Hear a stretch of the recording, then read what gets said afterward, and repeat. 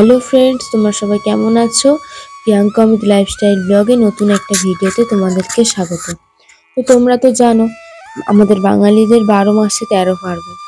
তো এমন একটি উৎসব আছে যেখানে একদিন উনুনকে দেওয়া হয় বিশ্রাম আর পরের দিন খাওয়া হয় বাসি খাবার। এটা হলো বাঙালির একটি উৎসব, রান্না পূজা। তো সেই ভিডিওটাই তোমাদের সঙ্গে শেয়ার করছি।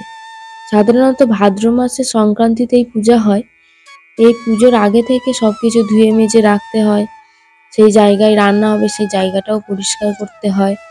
যে সবজিগুলো ধোয়া মানে রান্না হবে সেগুলোও ধুয়ে পরিষ্কার করে রাখতে হয়। তো দেখো আমাদেরও এইরকমই সবকিছু পরিষ্কার করে রাখা হয়ে গেছে। যেখানে রান্না হবে সেই জায়গাটাও পরিষ্কার করে রাখা হয়ে গেছে। তো এই যে দেখো এখানে যে মাছগুলো দেখতে পাচ্ছ, এই মাছগুলো আমাদের রান্না হবে রান্না পুজোতে। আর এই মাছগুলো আমাদের আগে থেকে ফ্রিজেতে এনে রাখা ছিল, মানে রান্না পুজোর দিনে তো এতটাই মাছের দাম হয়ে যায়, যার কারণে আগে থেকে কিছুটা মাছ ফ্রিজেতে রেখে দেওয়া হয়েছিল। তো দেখো এখানে সমস্ত মাছগুলো আছে। আবার সন্ধ্যাবেলা বাজারে যদি যাওয়া হয় আবার নিয়ে আসা হবে। তো আপাতত এইগুলো আমি কেটে একদম পরিষ্কার করে নেবো। এগুলো আমি বিকালবেলাই পরিষ্কার করে নিচ্ছি, কারণ রাত্রেবেলা প্রচুর কাজ হবে। তো যেমন মনে করো রান্না বান্নার সমস্ত রকমের জোগাড় যন্ত্র সব কিছুই তো করতে হয় না। তো যার কারণে এগুলো আমি সব কিছু কেটে নেব। আর এই যে দেখো এখানে মা হচ্ছে উনুন জ্বালবে বলে মানে ঠাকুর আঁকছে। তো আমাদের হচ্ছে উনুনে করা হয় না, যার কারণে এই গ্যাসটাকেই আমরা উনুন ভেবেই আর কি পুজো করি। তো যাই হোক এখানে মা ঠাকুর আঁকছে, পুজো হবে। এখানে সমস্ত রকমের মশলা রাখা আছে। আর এই যে দেখো এখানে আলু ভাজা হবে, আলু কেটে রেখেছি। আর এই যে কচু শাক হবে, কচু শাক কাটা। আর এই দিকে দেখো সমস্ত রকমের ভাজাভুজি হবে, অনেক রকমের এখানে ভাজাভুজি আছে। তো সেই ভাজাভুজিগুলো এখানে হবে। আর এই যে দেখো এখানে কুমড়ো পুঁই শাক হবে, যার কারণে এখানে আলু কুমড়ো পুঁই শাক এসব কাটা আছে। আচ্ছা, আর এখানটায় হবে দেখো বাঁধাকপি। তো এখানে বাঁধাকপিটাকেও কেটে রাখা হয়েছে। এগুলো না সব আমি বিকালবেলা স্নান টান করে রেডি হয়ে আর সব কিছু কেটে নিয়েছি, কেন কি এগুলো যদি আমি সন্ধ্যাবেলা কাটতে বসি তো অনেকটা সময় লাগবে। আর এই যে দেখো এখানটাই হচ্ছে আমাদের রান্না পুজোতে গুড় পিঠে আর কলার ফুলুরি হয়, যার কারণে সেটাকেও রেডি করে রাখা হয়েছে। এই যে দেখো পুজো হয়ে গেছে, এবার হচ্ছে রান্না বান্না হবে। তো এই যে দেখো এইটা হচ্ছে সন্ধ্যাবেলা বাজারে গেছিল, বাজারের ভিডিও। তো আমাদের হচ্ছে এই যে দুটো মাছ নেওয়া হয়েছে, যেহেতু আমাদের আগে মাছ ছিল যার কারণে বড় বড় এই দুটোই মাছ নিয়েছে। আর হচ্ছে দেখো এই বাজারে কত মাছ, কত রকমের মাছ। তো সন্ধ্যাবেলা আমাদের এখানে আর কি বাজার বসে না, বাজার এমনি সবজি বাজার বসে আর কি, মাছ বাজার বসে না। তো এই রান্না পুজোর দিনেই আর কি আমাদের মাছ বাজারটা বসে সন্ধ্যাবেলায়। তো এতটা পরিমাণে ভিড় হয়, তো যার কারণে আমি একটু ফোনটা নিয়ে পাঠিয়েছিলাম যদি একটু ভিডিও করে আনে তোমাদের সঙ্গে একটু শেয়ার করব।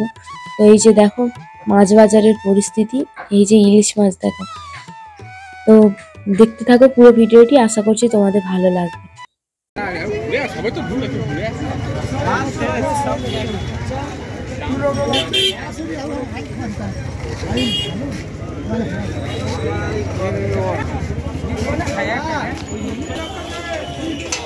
কাছ থেকে নাও, কিছু কাছ থেকে গিয়ে দোকান মাল নিয়ে নাও। খুব ভালো 10 টাকা 30 টাকা 16 টাকা 30 টাকা 16 টাকা।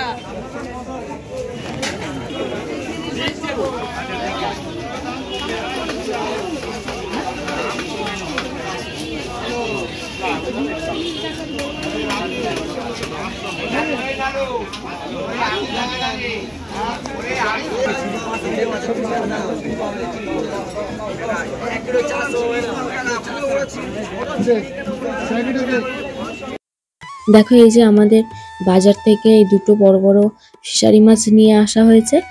আর এখানে আছে ইলিশ মাছ, তবে একটু ছোট, যাই হোক খেতে কিন্তু খুব ভালোই ছিল। তো এখানে হচ্ছে ইলিশ মাছ আছে আর দুটো ফিশারি মাছ আছে। আগে মাছগুলো তো আমি পরিষ্কার করেই রেখেছি। আর এই রান্না পূজা বা অরন্ধন অনেকেই বলে। তো এর নিয়ম হলো, একবার যদি তুমি গ্যাস বলো বা উনুন বলো, একবার যদি তুমি জ্বেলেছো, তো সেটাকে আর লেবানো যায় না যতক্ষণ না পর্যন্ত রান্না শেষ হচ্ছে। জ্বেলেই রাখতে হয়, লেবাতে নেই। এটা একটা নিয়ম। তো যার কারণে সব সময় আর কি আমাদের কিছু না কিছু একটা করে রান্না চলছে।